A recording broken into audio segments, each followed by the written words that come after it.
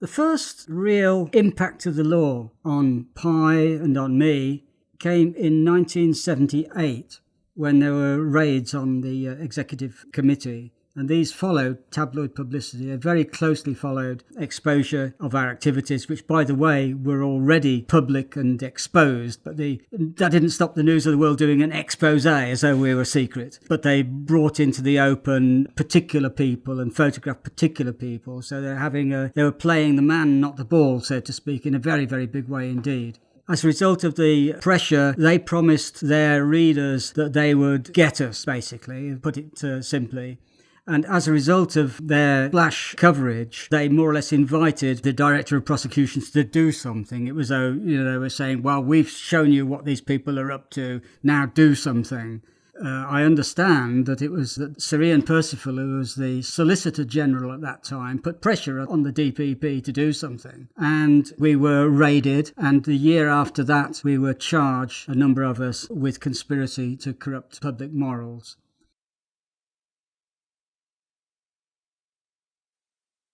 Now, this came to trial in 1980 to 81. There were 2 trials, actually. The jury on that occasion decided that I was guilty and that I alone went to prison for 2 years following that act. So we'd now got the interesting situation of conspiracy to corrupt public morals, but I was the only conspirator. Now, how you can have a conspiracy of one person is beyond me.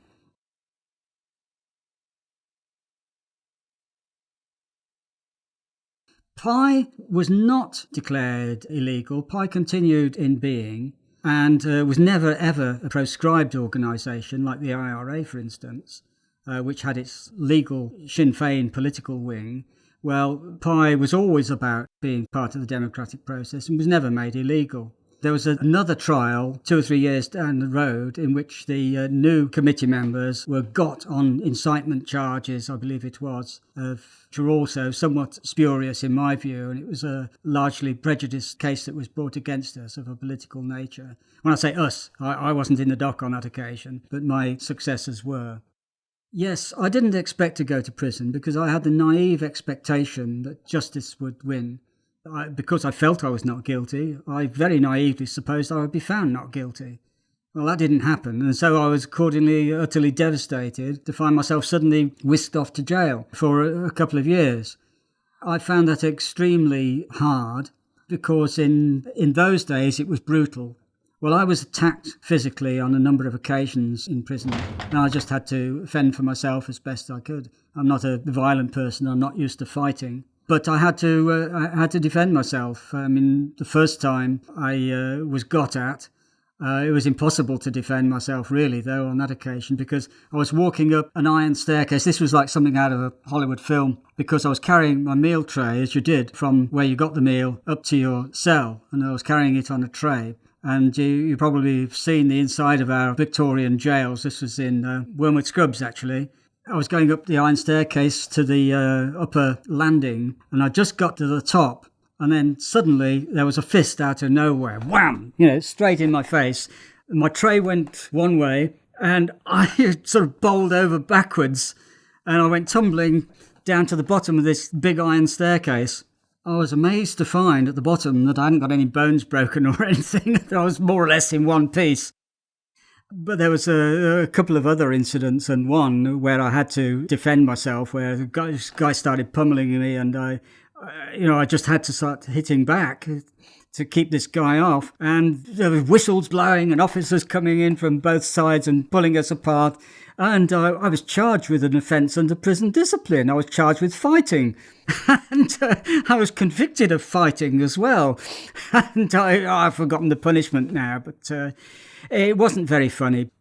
The worst thing I found was having to share a cell with people who were completely different in their way of thinking and, basically criminals of an ordinary criminal mindset, and very, very difficult to get along with.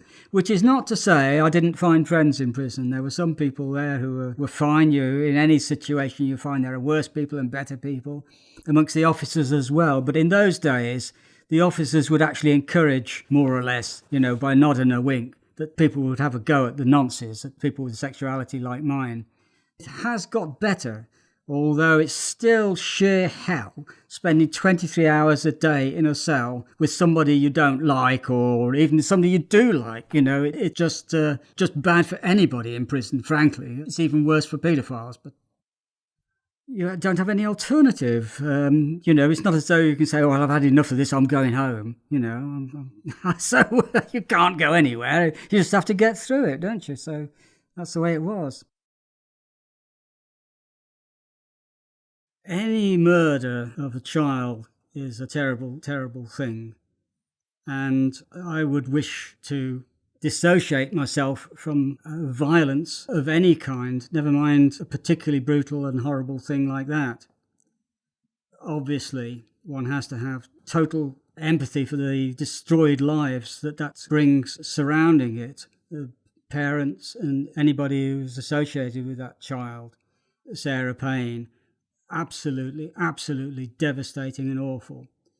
However, from my point of view, I am totally separated from that by the fact that I have feelings which are not like that. I don't feel violent towards children. I've never expressed violence towards children, and I abhor it when it happens.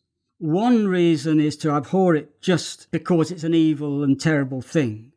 Another, looking at it more selfishly, is because whenever that happens, people like me get the blame for it. Roy Whiting was said to be a paedophile, which to me he wasn't, because a paedophile, looking back to the origins of that word, is somebody who loves children. Now, when somebody murders them, it's a funny sort of love, isn't it? So I wouldn't call that man a paedophile. We've been robbed of the best of that word by it being associated with basically evil bastards like that. But having said that, I would say, look, I'm not an expert on this.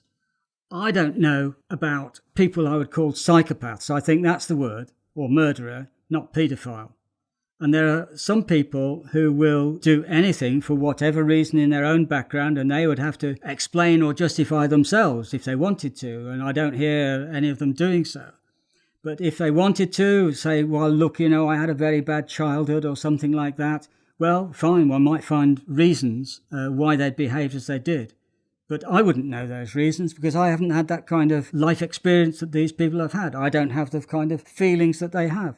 All I know is the impact that their behaviour has on their victims and on the wider society, and the way it poisons the well of sexuality and intimacy, and it takes away all sorts of love and the good things.